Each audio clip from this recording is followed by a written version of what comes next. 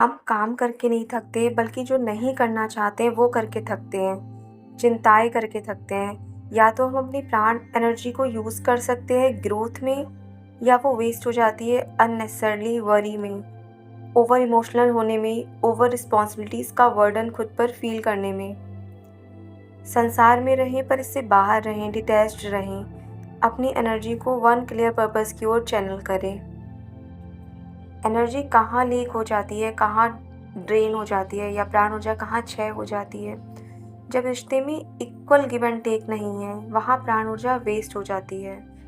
हम drain feel करते हैं। ऐसे लोग जो किसी भी तरीके से हमारे प्रति निगेटिव थॉट्स रखते हैं, उस तरफ ऑरा स्ट्रांग ना होने पर उनकी निगेटिव एनर्जी से फाइट करने में एनर्जी हमारी ड्रेन हो जाती है। माइंड में अगर क्लैरिटी नहीं होती है, श्योरिटी नहीं होती है, इनडिसिसिवनेस होती है, तो उस केस में भी एनर्जी ड्रेन होती है। अगर क्लियर डिसीजन नहीं होता है तो एक क्लियर डिसीजन ले और पूरी प्राण शक्ति से उसे ही मैनिफेस्ट करें। आसपास का एनवायरनमेंट निगेटिव होने पर और ऑरा स्ट्रांग ना होने पर निगेटिविटी एंटर कर जाती है और हमारी प्राण ऊर्जा को क्षय करती है। किसी से ज़्यादा इमोशनली कनेक्ट होने पर या किसी की ज़्यादा रिस्पॉन्सिबिलिटीज़ लेने पर प्राण ऊर्जा क्षय होती है, एनर्जी ड्रेन होती है।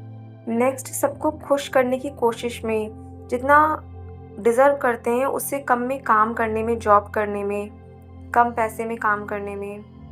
नेक्स्ट, बेवजह डरने में, जेलसी में, गिल्ट में, नेगेटिव थॉट्स में, ओवर थिंकिंग में, ओवर टॉकेटिव होने पर भी, हेल्थी बाउंड्रीज सेट ना करने पर, किसी तरीके का एडिक्शन होने पर भी एनर्जी ड्रेन होती है।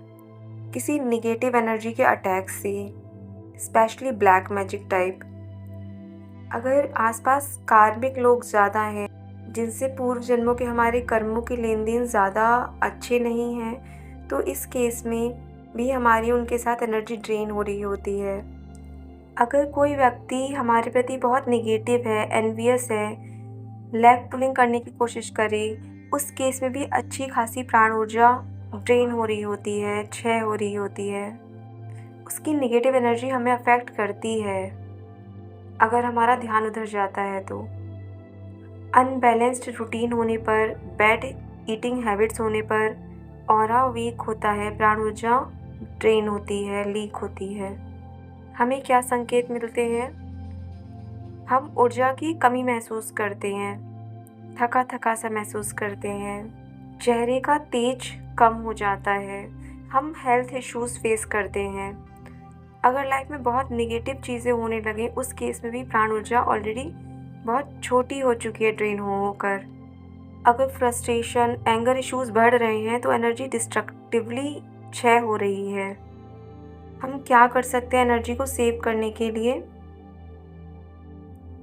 फर्स्टली हमको सबसे पहले मंत्र साधनाओं की ओर जाना चाहिए।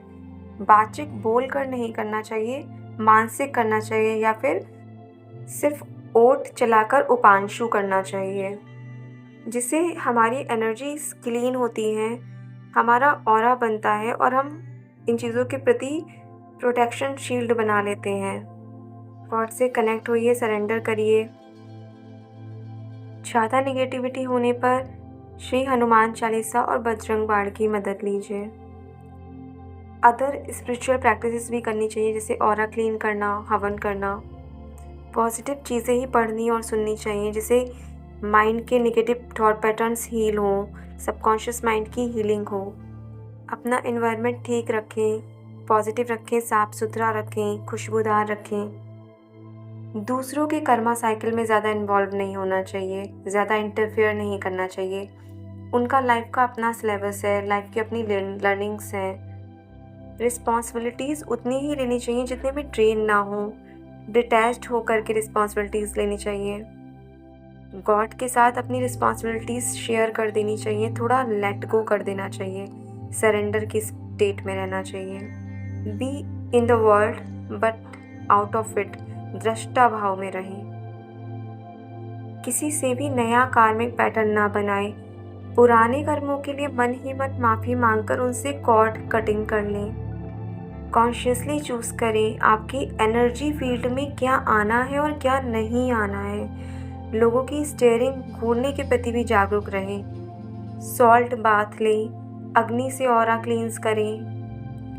एडिक्शन से दूर रहें, जैसे over use of social media, fear, comparison, इन सब से दूर रहें। चैनल करें क्लैरिटी के साथ अपने माइंड को ग्रोथ के डायरेक्शन में। सब तरफ से साफ करके समेट कर रीडायरेक्ट करें एक क्लियर मैनिफेस्टेशन के लिए अपने माइंड को स्ट्रॉन्ग डिटर्मिनेशन के साथ। To protect your energy, you must learn to direct your prana instead of wasting it, and that begins with the mind. जब माइंड काम होगा, फोकस्ड होगा, तो प्राण ऊर्जा बढ़ेगी, स्ट्रेंथ बढ़ेगी। जब माइंड डिस्टर्ब होगा तो प्राण ऊर्जा नीचे की ओर, बाहर की ओर बहेगी, वेस्ट होएगी, लीक होएगी, जो फटीग, एंगर, कन्फ्यूज़न देगी। अपने माइंड को कंट्रोल करें। ऐसा करके अपनी प्राण ऊर्जा को बचाएं और एक क्लियर पर्पस की ओर उसे चैनल करें। ध्यान जहाँ भी जाता है ऊर्जा वहीं फ्लो होने लगती है।